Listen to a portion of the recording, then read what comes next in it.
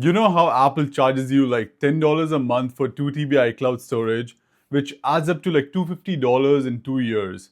What if you could spend a lower amount to just buy a NAS and make your own mini home server? The best part, you could increase the storage at a later date if you want, and there's no subscriptions, no nothing. It's just an awesome tool that comes with great software. It's just good all around. So let me talk to you about a 2-bay NAS that Asustor sent over to me. It is called the AS1102TL or the DriveStor Tool Lite. It's a mouthful. They aren't sponsoring this video. Anything that I say are my complete and unfiltered thoughts. That being said, there are two amazing things about the NAS that I want to talk about. One not so amazing thing. But before I get into any of that, let's just talk about the unboxing and the setup. The first thing that you're absolutely gonna love is the overall build. The body is very compact, solid exterior, and the connectors on the back are very efficiently placed. My NAS is sitting next to my desk on this utility cart because I could not find a place to stash it away for now, and how the cables fall off is pretty incognito, I gotta say. Getting it set up is pretty straightforward. To test how easy it is to set up without looking up extra stuff online, I just read through the manual that came in the box and I was able to set up with zero problems. So what you gotta do is unbox the thing, get the main body out, get your 3.5 drives ready. I ordered two Seagate Iron Wolves 4 TBs, which were discounted at the time. They were great deals. Highly recommend them also. Next, what you got to do is screw off the backside, slide the top cover off, take your first drive, line it up so that the port lines up properly and slide it in. Click it into place, screw it using 4 screws, then move on to the second, slide it in also with the ports lined up. Click into place and screw it in 4 places. The top cover goes back on and now you're ready to fire up the NAS. Plug in the power cable, get your Ethernet cable plugged in, go to the website mentioned in the manual, which I will also leave in the description. On the webpage, choose your model to see the detailed steps, some of which I've already completed at this point. What you need to do is download the Asustor Control Center app. While the app is downloading, you press and hold the button on your NAS until you hear a beep. Now, when you open the app, you should see the NAS pop up. Go ahead and click to initialize it. Your browser should open up, and if you see a safety prompt, just go to advanced and proceed. It should be totally fine. Just start going through the prompt, should be pretty straightforward. It'll likely ask to update, something you should definitely do. During my setup, it actually got stuck at the spot, after which I had to unscrew the drives and put it back. It happens even though it's very unlikely to happen to you, but again, if it does, not a big deal. The update shouldn't take more than a couple minutes. After all this, you're eventually gonna land on this page. I obviously went for dark mode and chose to go with one-click setup. This is my first NAS too, so the option to do this one-click thing was very convenient. I have a technical background, so if I needed to figure it out, I could have figured out the manual setup. But the fact that I didn't have to was great. Moving on, then you can change the server name, make an admin account. The one-click setup seems to only support RAID 1 initialization, which is great. If you don't know what that means, both your drives will store the exact same data. This means if one drive fails, you will have a backup. But this also means even though I have 8 TB worth of storage within my NAS, I can only actually use half.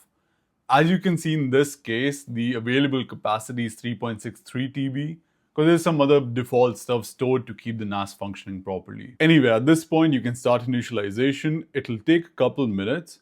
After that, you'll have to register your NAS, and after that, the Asustor Data Master will launch, which is ADM for short. It will prompt you to go through a tutorial, which I highly recommend, even if you've used the NAS before but not from Asustor. This should give you an idea of everything the NAS has to offer. You can add other users, create shared folders, stuff like that. The best part is being able to connect to the NAS as a server through your Mac Finder or Windows File Explorer directly.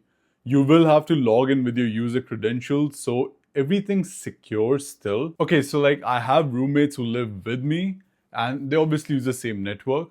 But even if they try to connect to the same server, they wouldn't be able to log in. But let's say I wanted to give them access to, part of the NAS so that they could store some of their stuff. What I can do is whip up a new user account, give them those credentials, and they can just start storing stuff. In this case, anything from my user would not be able to see what they're storing. Anything from their user would not be able to see what I'm storing. This is such a great thing. Like, how awesome is that? Okay, so now let's just get to the good parts. The first positive is that this is a true beginner NAS. from the budget price of around $175 to the one-click setup option. Like, I just couldn't recommend this enough. Like I said earlier, this is my first NAS too, and being able to set it up was such a breeze. Like, I did not have to look anything up outside of that one redo. Like, everything was smooth. And even if you don't have a lot of space at your place, you will likely have some place next to your modem. So what you could do is just store this NAS right next to it, set up Ethernet there. No hassle, just in some cupboard or something in a corner. You don't have to see it basically ever again. The second positive is how easy it is to maneuver around the ADM and be able to set this up as a home server. I haven't gone through the whole management thing in detail, but there is a phone app also which lets you back up your data from your phone directly to the NAS if you're on the same Wi-Fi.